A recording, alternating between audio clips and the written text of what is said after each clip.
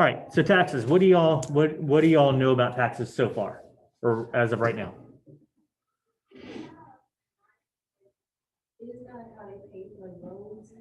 Okay, so roads. So that brings us into a good point. We have different tiers of taxes, right? The federal government collects taxes, our state governments collect taxes, and even our local governments collect taxes. What about city government? That would be local. Oh, Local are county, city, school districts, things like that. So, do y'all want to start at the top and go down, or do y'all want to start at the bottom and go up?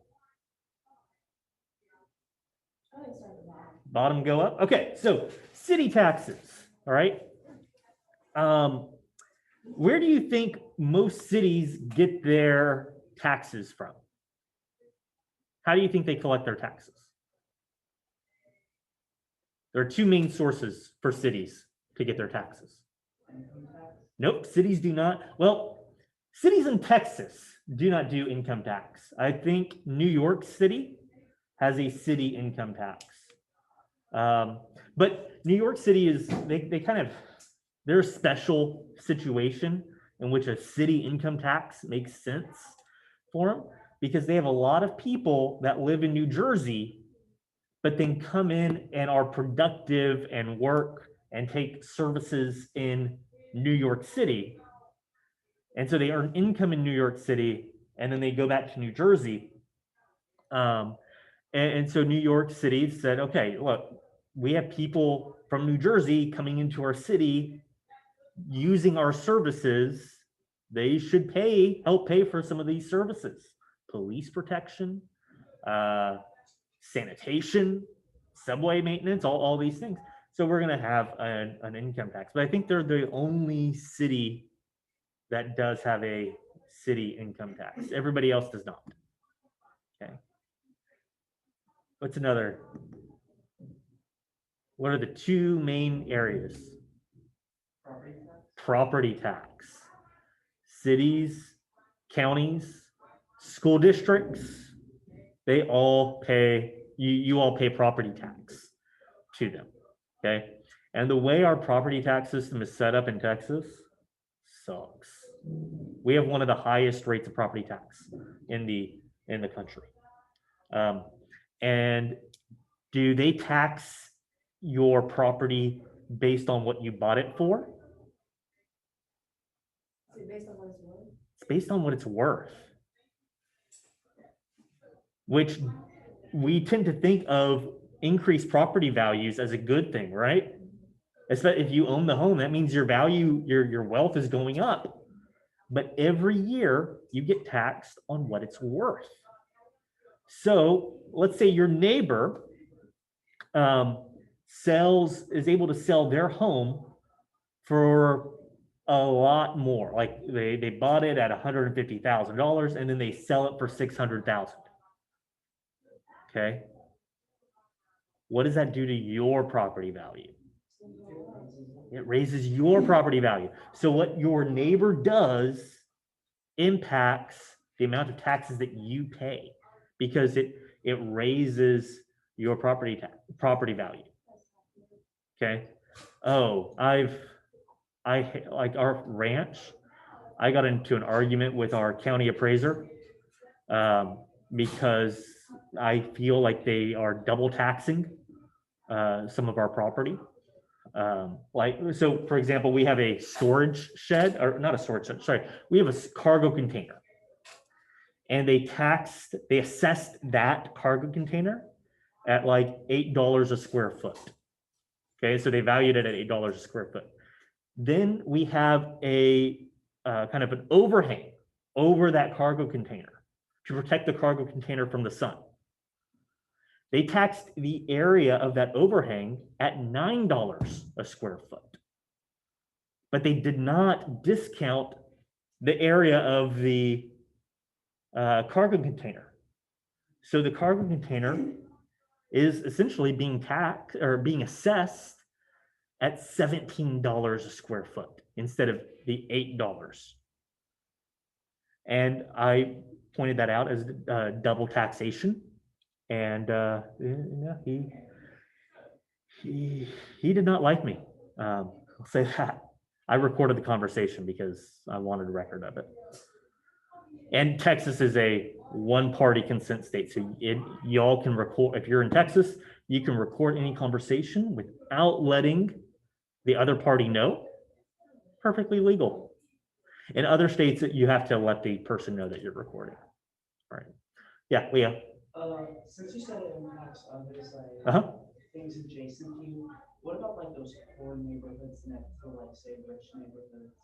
Okay. Part of like, inner city, because like that area is more poor versus, they're trying to rebuild it with condos. Okay. So that kind of gets into kind of gentrification, right? The Fifth Ward is kind of a prime example. It used to be a really poor area. When I was in the youth group at Westbury Church, right next door, we used to do work camps where we would go down to the Fifth Ward and we would paint people's houses and clean up their yards and stuff, just out of service, right? And so I was familiar with that area. I came back after college and law school and drove through that area, and I'm like, whoa, this is totally different. Condos have been put up. So let's talk about kind of how that, what happens there. So you have poor people, or you have people that own their home, but they don't make a lot of money. So the value of that home, if the entire area like that is pretty low, right? Then you have a developer come in and they buy a piece of property in that area and they start building $300,000 townhomes. Yeah, and they start off, 300,000, but can easily go up. Now, what's happening to the people's land around, now that there's a $300,000 home, the property value of all the land gets pushed up a little bit. And as a result, the people that have lived there, what happens to their property taxes? They go up. And eventually, if you have limited income and your property taxes keep on going up, can you afford to live there? No. And so what's going to happen, and what has happened, is these poor people who have lived in this community for years can't afford their property taxes, so they are forced to sell. When you are forced to sell something, are you going to get top dollar? No, because you have to, right? There's no choice.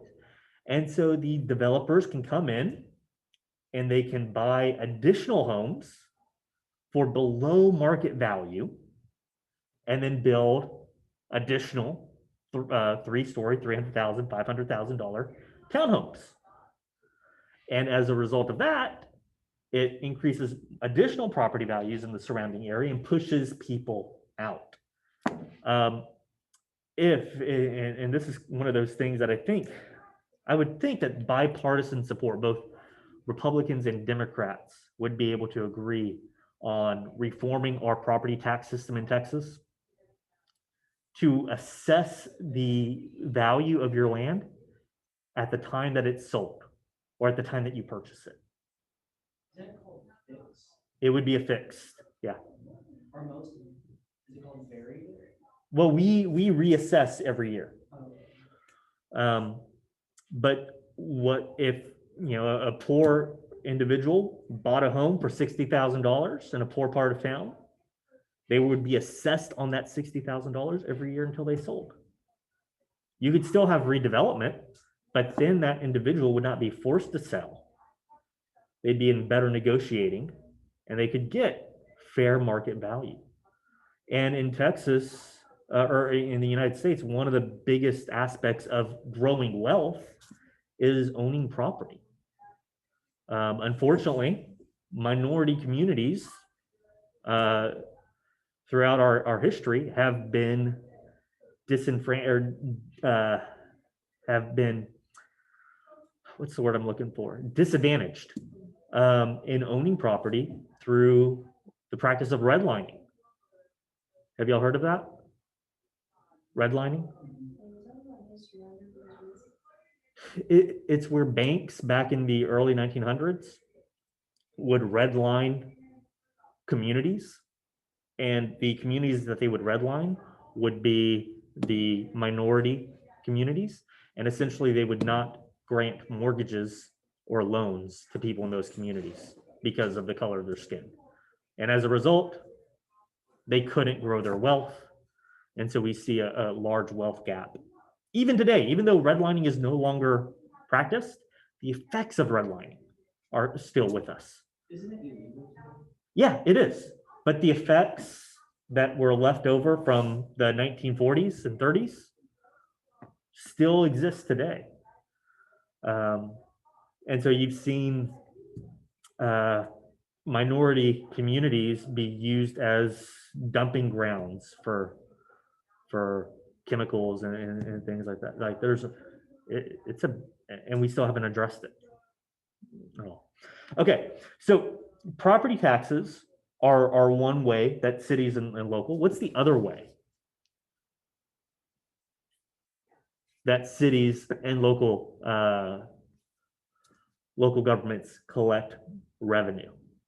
Other main way.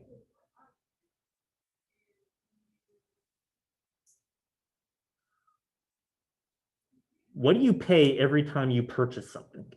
Yeah, sales tax. Sales tax. What's the sales tax rate in Texas? 8 point something, half credit. Okay, what's the decimal? 8.25%. Okay, 8.25% is the sales tax rate in Texas. 2% of that 8.25% goes to local governments. Only 2%. The 6.25% of the 8.25 goes to the state governments. Okay.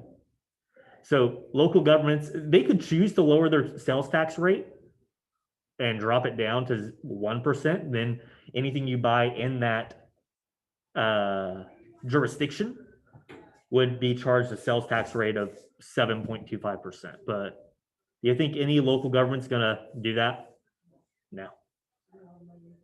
Yeah, they're cash strapped as it is. Okay, so that's local governments. Main two ways for local governments to raise money or to raise revenue: property taxes and sales tax. What about state governments? And let's just look at Texas. I didn't know. Okay.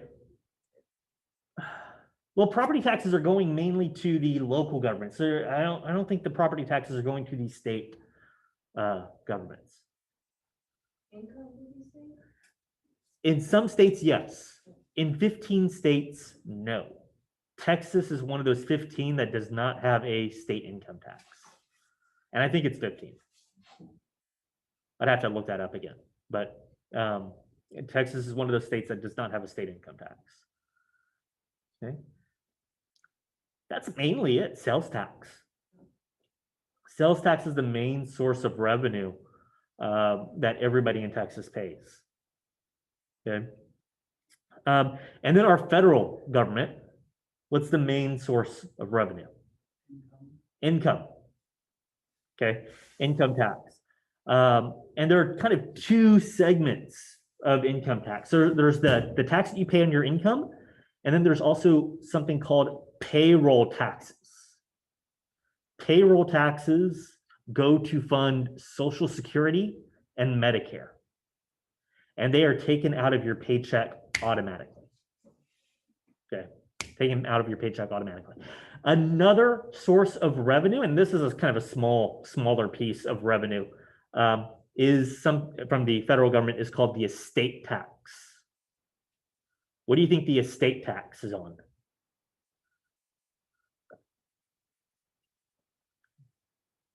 What's an estate? Isn't that like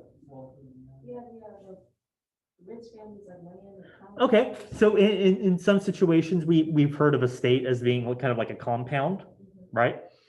But it's also Like, Heaven, your parents have an estate. Daniel, your parents have an estate. Leo, your parents have an estate. It is the value of everything you own. Oh, okay. Okay.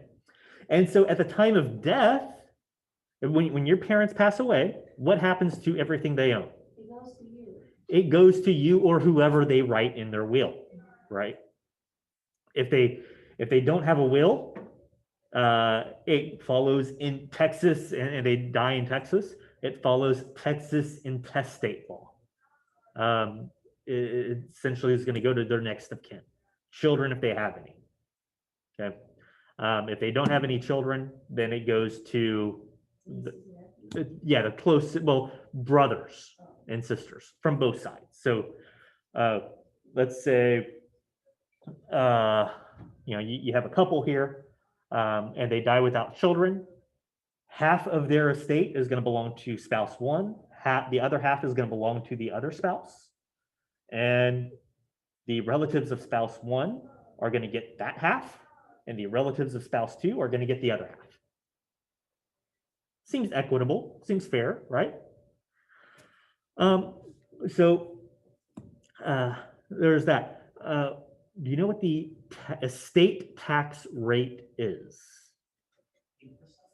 You say 8%? Daniel, take a guess.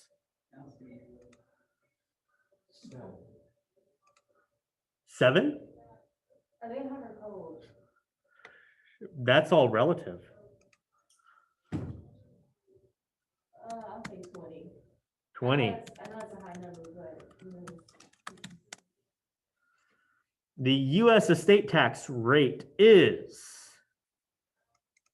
40%. Oh, I was closer than both of them. Let's see. Is that?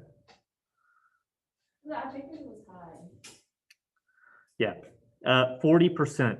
Now, that seems like a lot, right? Okay. Most Americans are not going to be paying an estate tax at all.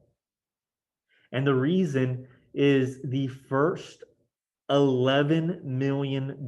And it says here 5.3, but they updated it in 2000.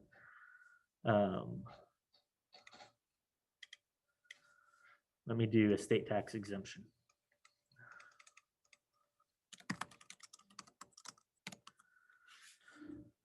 They updated it in 2017 to, $11 million. So the first $11 million that you own in part of your estate is exempt from taxes.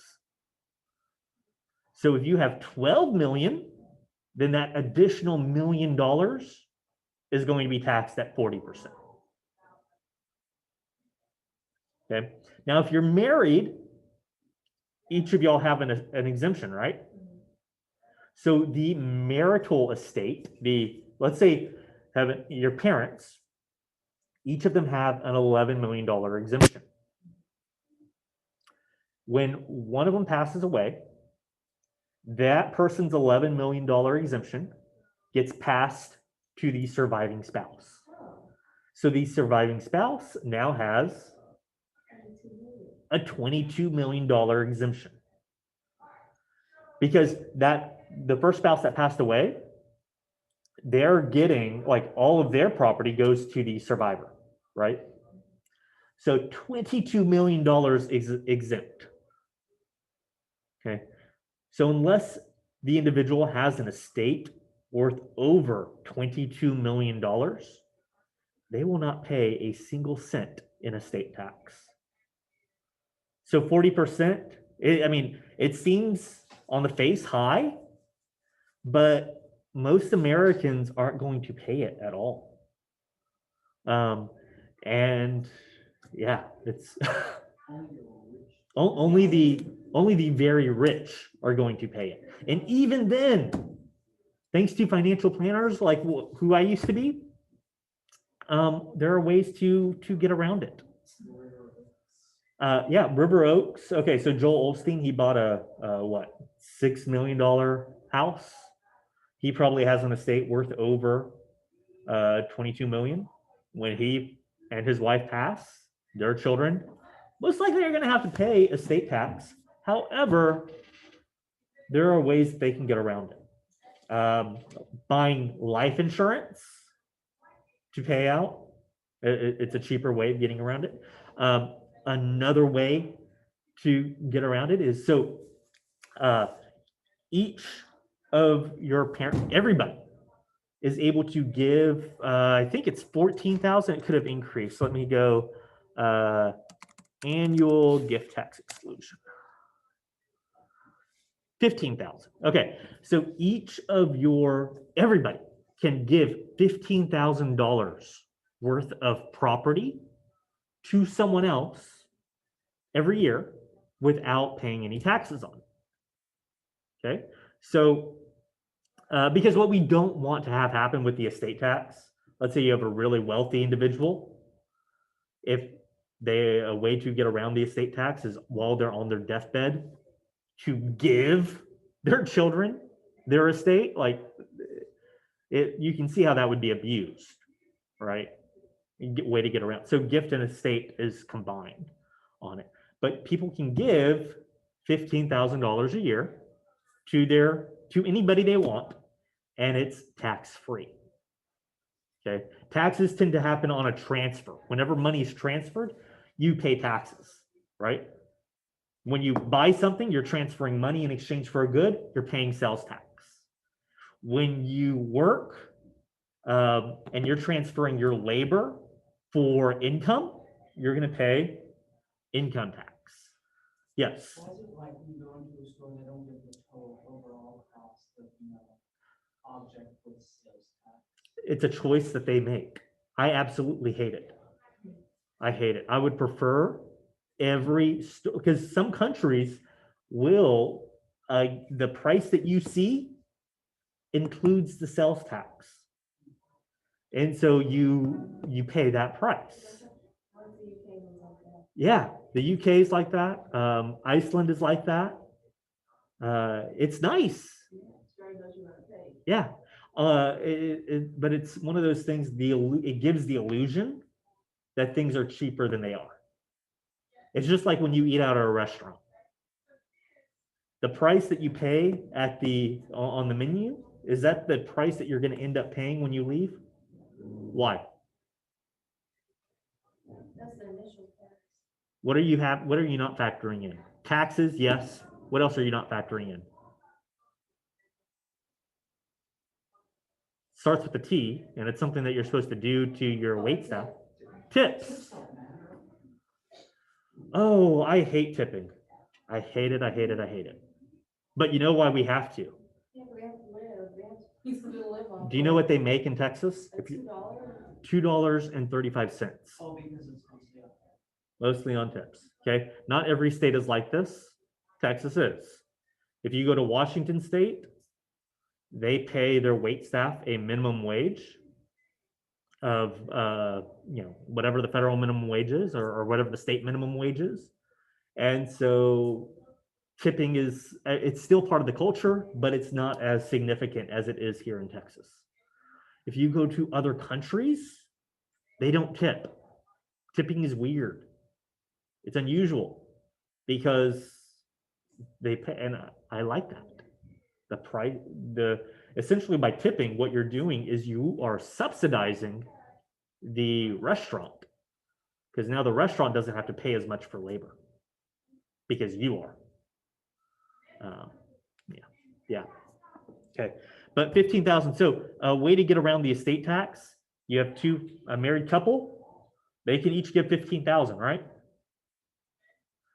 So that means total, they can give how much? 30,000, tax-free. So they're older, they're at $15 million. They're going to have to pay they're at $25 million. They would have to pay an estate tax. But let's say they go ahead and start giving $30,000 a year to their kids as a way to lower their estate. And so they don't pay the tax on it. Okay, so let's talk about federal income tax, because that's what we're gonna be filling out. Now, let me go to 2020. Federal income, federal tax brackets.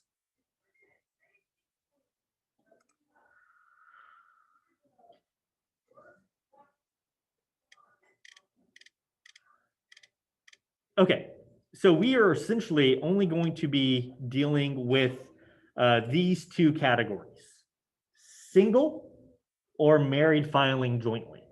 There are other categories like married filing separately or head of household, but the most common are these two. And so that's what we're really going to be focusing on. Okay, but if you notice, if you were to look at this, take a look at single, it's going to be very similar, if not the exact same as married filing jointly. Okay. And then also, if you notice, can y'all see it, or do I need to zoom in? Can you zoom in, please? Yes. Put the screen on 500. 500, no, that's too much. Okay, so here's single, and here's married filing jointly. If you look at single, 9,000, first bracket, 9,875. Come down here to married filing separately, 9,875. So the brackets for single are going to be essentially the same as married filing separately. Okay, and if you look at married filing jointly, 9,000. What's 9,875 times 2? Well, It's gonna be more than that. it'll be 19, around 19. A little over 19. 19,750. No. I didn't even see that. Yeah. Does that make sense? Yeah. Right? Because you have married filing jointly, so now you have two people filing as one income or filing one tax return. So the brackets are just going to be combined. Okay, and that holds true, right? Here's the next bracket, 40,125 for single, 80,250, double. Okay, and it continues that way. Okay, except right down here with the higher income. When you get up to the very top, then it stops doubling. But for the first part, it does. Let's see, when does it stop? I don't know my calculator. What is 163, 300 times 2? Okay, now that one holds true. So the 24% holds true. The 32% holds true. It's here at 35% that it's no longer double. It changes. Isn't there a certain percent where it stops? Well, if you are single and you make over $518,400, every dollar over that amount is going to be taxed at 37%. If you're married filing jointly, every dollar over 622,050 is going to be taxed at 37%. I don't know, I heard that like something with like the super mega rich like Bill Gates and stuff. Uh-huh. Tax exemption. So I'm like, what's that? Okay, so it depends on where your income's coming from. These tax brackets are for income from work, from labor. Okay, if you have your income coming from the market, from your investments, that's taxed as what? Anybody remember that word? It's a 2-word phrase. Well, yeah, let's say you have your money, your income coming from your individual brokerage account rather than your work. Oh, unrealized. But it would be, if you're getting income from it, it would be realized, but it would be capital gains. Okay, capital gains. And our capital gains rate, US capital gains brackets.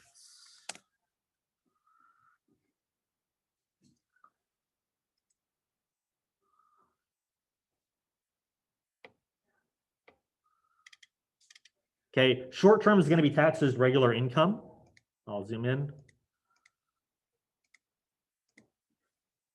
Right, so your short term gains, the gains that you buy and sell within 1 year are going to be taxed as regular income. Your long-term is taxed at a lower rate. So if your income is under $40,000 a year, you pay 0% in taxes. If your income's under between 40,000 and, or sorry, and these are bracketed rates. So the first, sorry, no, it's not bracketed on here. So if your income is between 441,450, you're going to pay 15%. And if your income is over 441,000, you're going to pay 20%. Okay. So let's say you have $500,000 of income. If you're getting that income from your work and you're single, what is the top marginal rate that you will pay?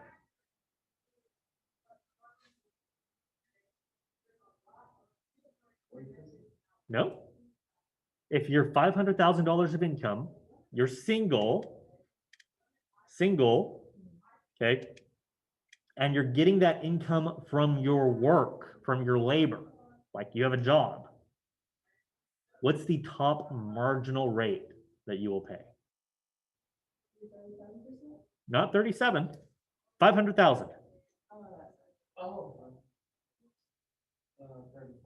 35%, because you would fall into this bracket here.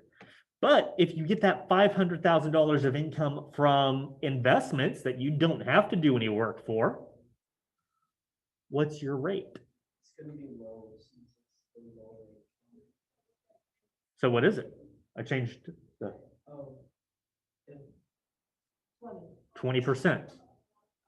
Okay, we tax labor in this country at a higher rate than we tax investments, income from investments. So income from your work is taxed higher than income that you don't have to work for. Passive income, okay? Now, one of the big misconceptions about the federal income tax is that as soon as you move into a new bracket over here, all of your income is taxed at that rate. That is false. Okay, I don't care who you are, how much money you make. If you're single, right? Let's just focus on the single column. Okay, the first $9,875 that everybody earns is taxed at 10%. Okay, then you have the next bucket is income that falls between this. So what you do is you take 40,125, and actually let me pull up the calculator app on here so everybody can see. One thing that I heard like Joe Biden policy was talking about like increasing the percent like for over 400. Yes. And I'll talk about that in just 1 minute. Okay, so you can see I've taken 40,125 and I'm subtracting 9,876. So your net, after your initial $9,875 is taxed at 10%, the next $30,000 that you make is going to be taxed at 12%. Okay, then and then it just follows, right? So I'm going to estimate the next $45,000 you make after that is going to be taxed at 22%. And then the next about $80,000 after that will be taxed at 24%. So there are two terms here, your top marginal rate and your effective tax rate. The effective tax rate is found by taking your total tax and dividing that by your total income. Okay. So your total tax is going to be adding up all of these tax amounts. Okay, so for the 10%, that would be $987. Then 12% here, $3,000. So you add up these dollars and you subtract and you divide it by your total income. Okay. which is always going to be higher, your top marginal rate or your effective tax? Effective. No, Um, it's the top marginal.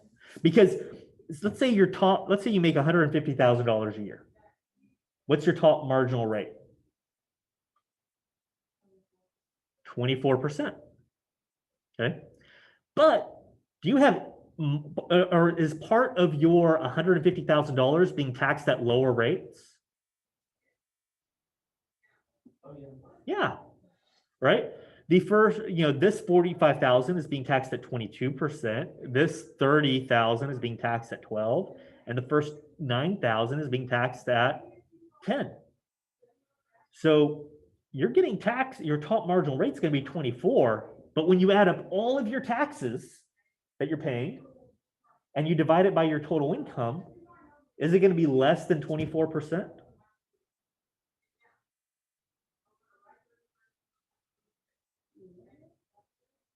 It will be. Okay. It's just like averages, right?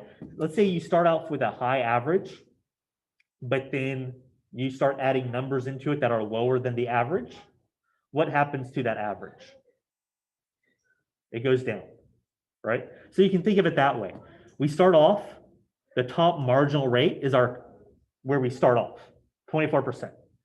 But then all of these other income rates are being added to it. And because they're lower than 24%, what's happening to our effective tax rate?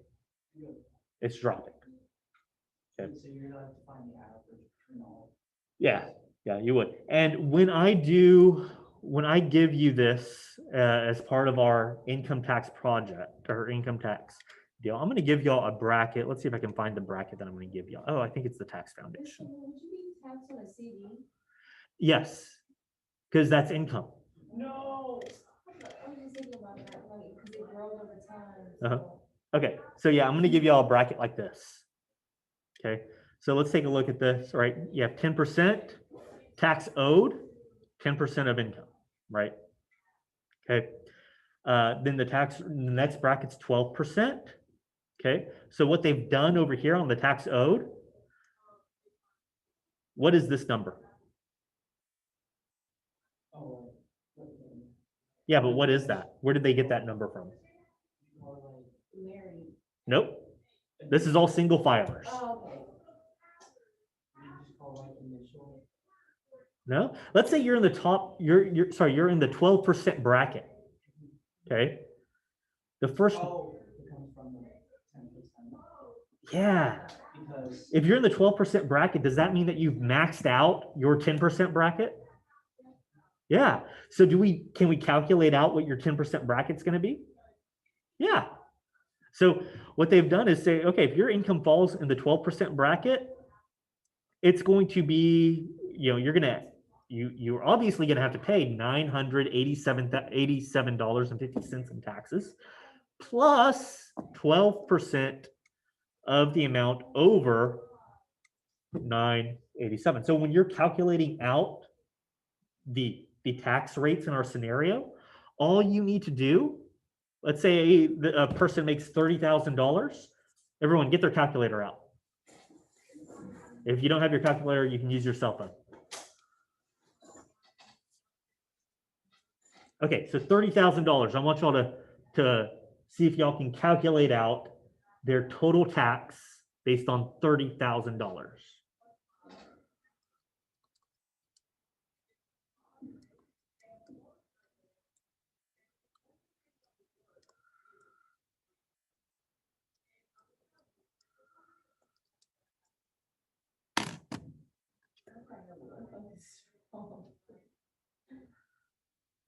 Did you take 12%? Yeah. Okay. I figured we were the first not learning the converter. 3,400 And by $3,402.50. that's what I got. How'd you do, Heaven? I got 3,600, but Okay. just. So let's see. Daniel, what'd you do? How'd you do? Oh. All right. Yeah, I got 36. Okay, so let's walk through this. I'll put it over here. So, okay, so I said $30,000, right? So the first thing you do is take 30,000 minus 9,875 because you're following the instructions here. 12% of the amount over 9,875. Okay, so that's $20,000. So how much should I take of that? Times 0.12. I'm taking 12% of that $20,000. Now what? Add that to 9, Why? because that's from the previous, Yeah. since you maxed out.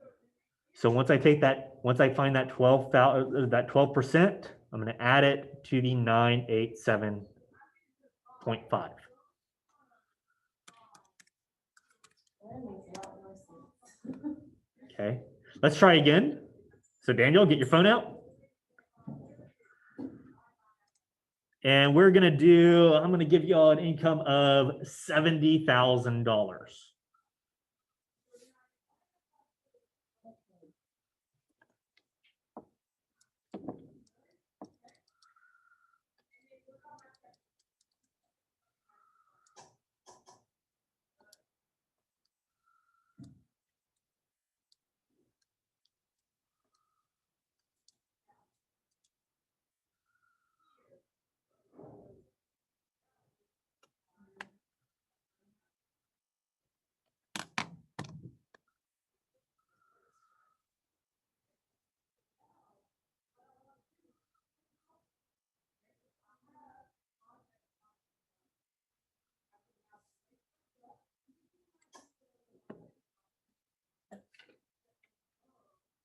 So $70,000. What'd you get, Heaven? 19,000. Okay, 0.65. Daniel, what'd you get? What'd you get? Okay, I tried to follow the steps for the last one, but I think I'm gonna do the Okay. I have like two, like, I don't feel right on one, because I don't know if it kind of adds up the money along this way, but I got 12,170. okay, so this number right here, 46, that includes maxing out of this bracket Oh, and maxing out of this bracket. I didn't know that, I thought you had to add. Okay, so try it again, knowing that you're maxing out of both brackets.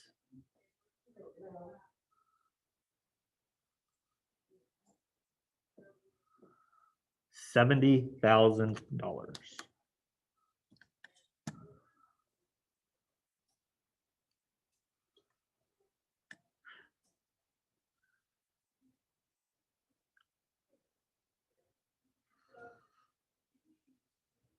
$11,189.78.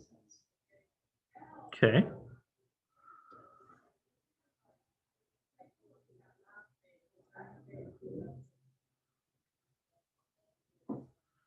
I didn't do these last time, I just gave different numbers, that's probably wrong in those. Okay. Shall we try? Yes. Okay. Oh, what happened? Where did my tax brackets go? There. Okay, so $70,000 minus what? What should I minus, Daniel?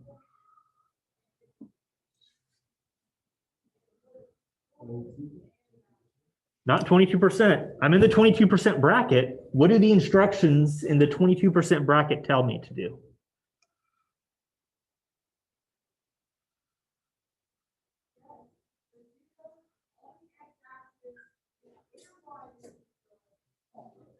First thing I need to do is subtract something. What do I subtract from 70,000? Not the 4,000.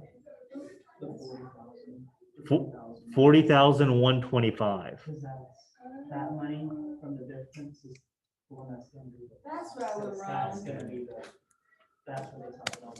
That's where I Okay. went wrong. Now that I have 29,000, I take Welcome back. 22% Days till Christmas. times Scripture reading this morning 0.22. will be And then plus the 4,617. I multiplied by 0.22. Father, you've been so good to us. Thank you for bringing us back safely.